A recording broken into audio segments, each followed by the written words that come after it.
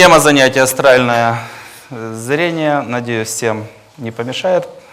В двух словах, о чем речь. Когда у человека работает астральное зрение, фактически это выход в другой мир.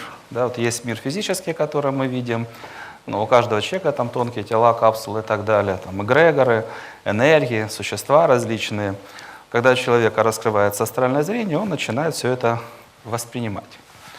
Но какие основные вопросы влияют на то, чтобы способности астрального зрения работали? То есть схема стандартная, ошибочные программы блокируют, позитивные программы включают. Вы, предположим, способности работают, начинаете взаимодействовать с тонким миром. С одной стороны, это огромные возможности, да, потому что доступ к информации, которая влияет на состояние человека, на судьбу, там, на различные взаимоотношения, болезни, там, возможности, радости, там, все остальное. Ну а с другой стороны, здесь есть множество различных опасностей. И если человек не подготовлен, он может в эти неприятности всевозможные попадать. Поэтому задача в первом приближении рассмотреть, собственно, о чем речь. Если внутренний экран, мы в основном общаемся то с покровителями, но опять же, приняли решение, кому задаем вопросы, то окружающий мир, ну, это как путешествие, куда попали. Где-то каннибалы, где-то там высокоэтичные, миролюбивые люди. То есть тонкий мир, он разный. Есть союзники, есть противники. И исходя из этого, нужно понять, при каких условиях мы получаем позитивные результаты.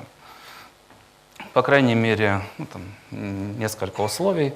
Все, что мы говорили по внутреннему видению, оно работает и здесь. Да? Если не хватает энергии, никакие способности не могут работать эффективно. Нужна энергия, что помогали светлые силы.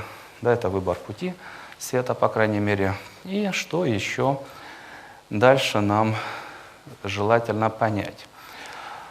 От человека зависит, он будет облеплен сущностями или не будет от него разбегаться. Да, вот это тоже желательно понять. И от чего зависит? От вашего выбора и от вашего навыка. Выбор какой? Ты хочешь жить под покровительством богов? Или ты не определился? Большинство людей не определились. То есть они общаются с теми, кто, ну, неважно, там, объедает их энергией, да, забирает их возможности, там, разрушает позитив. Вот люди же общаются. Они не очень оценивают, что фактически ты причиняешь себе неприятности. Да? То есть человек не определился, ты стремишься к кому, к чему? К общению со светлыми людьми, которые будут нести тебе благо, или ты поддерживаешь зло. Вот если человек не определился, что он не против поддерживать зло, то его все неприятности облепливают. Почему? Но это же он определился. Находитесь в потоках света. Почему? А вы приглашаете свет. Вы хотите жить в потоках света, и чтобы свет вас сопровождал, окружал. Но для этого что? Нужен однозначный выбор. Мой путь — это путь света навсегда, закон навсегда. Я иду к Богу, я хочу быть именно под покровительством этих сил, а другие силы, ну кто они? Да, к ним тоже нужно выстроить свое отношение, ну точно уж не союзники. Да, это в двух словах ключевые моменты. Да, астральное зрение, да, это прямое восприятие, что происходит там, вокруг людей, внутри людей, там, в тонком мире, эгрегоры, энергия, существа. И есть огромные возможности, и есть различные неприятности, если человек, то, о чем мы с вами рассмотрели, он не принимает. По самим способностям ключевой элемент — это третий глаз, да, в центре лба. У него там различные настройки интересные. Можно видеть далеко, можно видеть близко, там молекулу в подробностях рассматривать.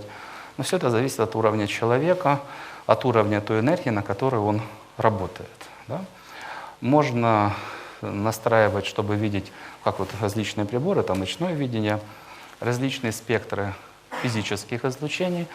Третий глаз — различные спектры вот, энергетических всех возможных излучений.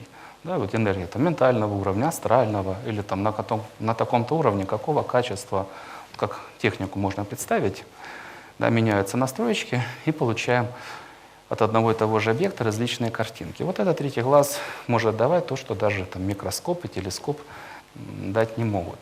Но для этого нужна тренировка и необходим определенный достаточно высокий уровень энергии.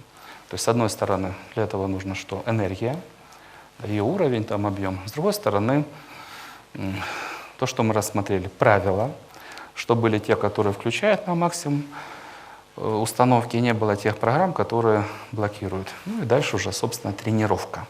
Тренировка по раскрытию способностей. Тогда человек получает соответствующие призы.